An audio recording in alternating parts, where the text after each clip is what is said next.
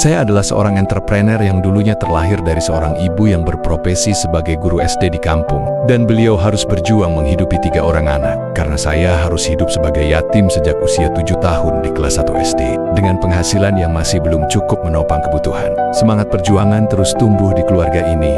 Ibunda mengambil langkah gigih untuk menjadi seorang guru, sekaligus berjualan makanan combro setiap ia pulang mengajar. Setiap Ramadan setelah pulang sekolah, ibu biasanya pergi ke pasar belanja roti, kue lebaran curah, lalu dibungkus kecil-kecil dan dijual ke kampung-kampung. Bahkan hari ini di masa pensiun beliau tetap menginspirasi.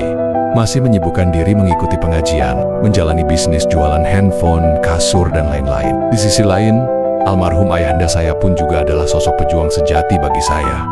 Profesinya sebagai PNS di masa itu tidak membuatnya merasa di batas hidup yang aman. Beliau berjuang membangun sebuah sekolah bersamaan dengan membangun bisnis panglong di tahun 1994 yang akhirnya beliau bisa memiliki sebuah mobil carry miliknya.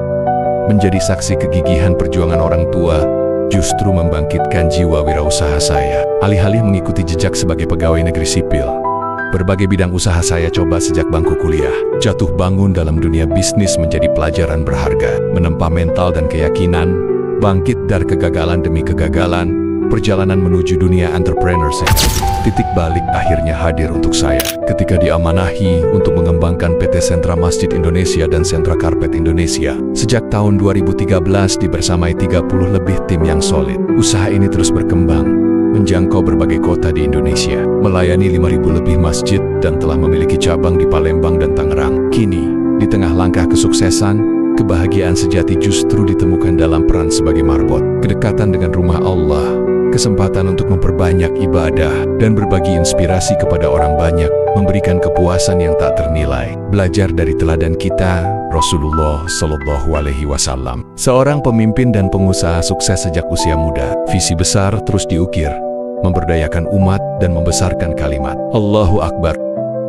Keyakinan bahwa jalan yang sulit di masa muda akan berbuah kemudahan di hari tua kelak menjadi prinsip hidup. Lahir dalam keterbatasan bukan berarti takdir untuk hidup susah selamanya. Dengan kerja keras dan amal saleh yang berlimpah, kesejahteraan dunia dan akhirat dapat diraih. Pilihan ada di tangan kita, menjadi the winner yang berjuang atau the loser yang mudah menyerah.